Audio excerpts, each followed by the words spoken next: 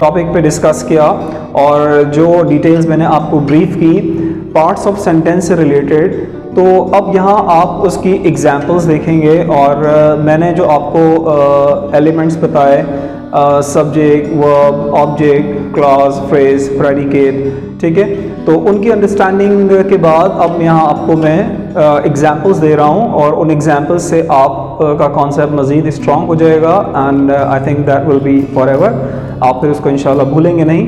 तो एग्जांपल्स देखते हैं और एग्जांपल्स के थ्रू आप फिर इन तमाम कॉन्सेप्ट्स को बेहतर तरीके से अंडरस्टैंड कर पाएंगे।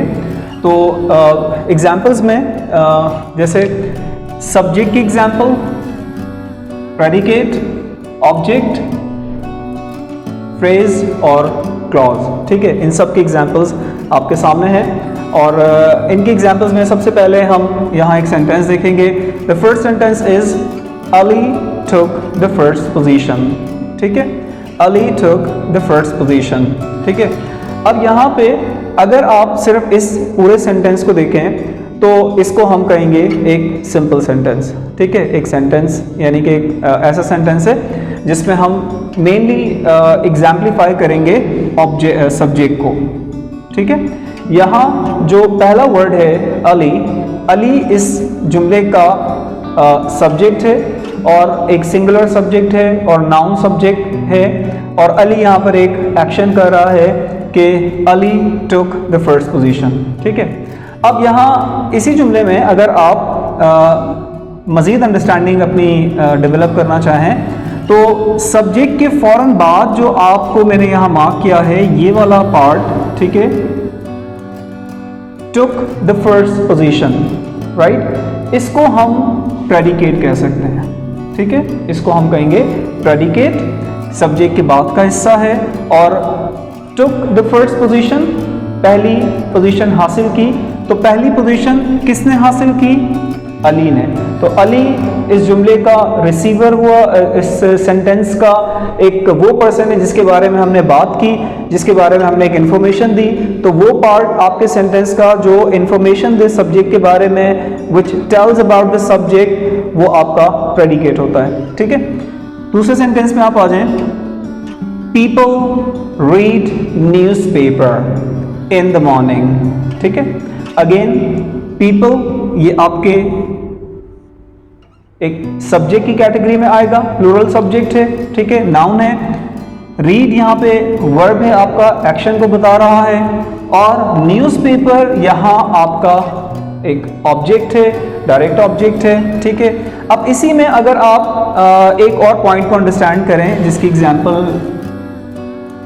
इस तरह से है, in the morning, in the morning, अब यहाँ पर हमने एक फ्रेज ऐड कर दिया इसमें, ठीक है, इन द मॉर्निंग, राइट। तो people read newspaper in the morning, तो इसमें एक ये आपका पार्ट हो गया और दूसरा आपका एक फ्रेज का पार्ट हो गया। फिर आप तीसरे एग्जाम्पल्स पे अगर आप आते हैं, he gave me a gift, he gave me a gift. अब यहाँ जो बात की जा रही है, अगेन सब्जेक्ट तो इसमें ऑलरेडी मौजूद है, इसमें वर्ब भी आपके पास मौजूद है, ठीक है।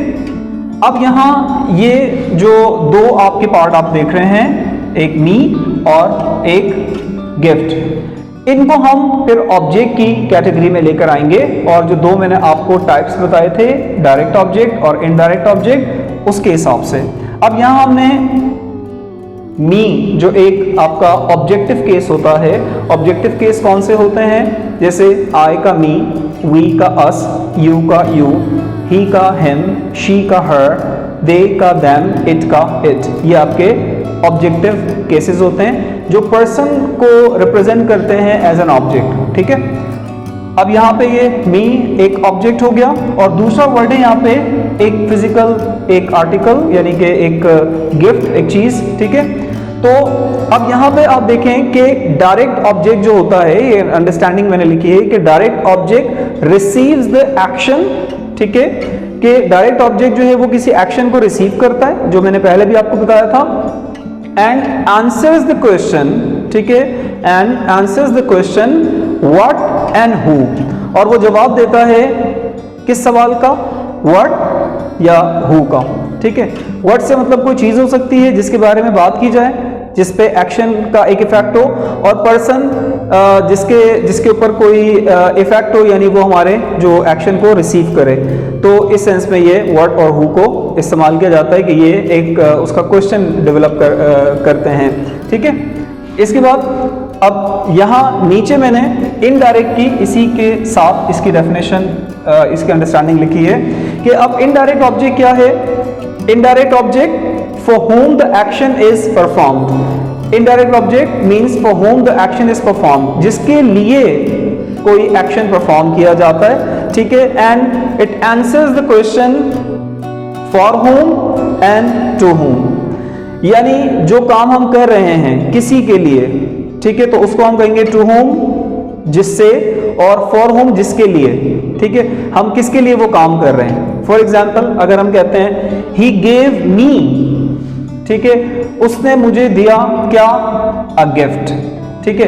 अब गिफ्ट एक चीज हो गई, ठीक है, और उसका ताल्लुक किससे है, मुझसे, उसने मुझे दिया, ठीक है, मेरे लिए ये एक्शन किया, तो मी यानी कि मैं यहां पर हो गया इनडायरेक्ट ऑब्जेक्ट, और जो गिफ्ट है वो हो गया यहां पर एक डायरेक्ट ऑब्जेक्ट, ठीक है।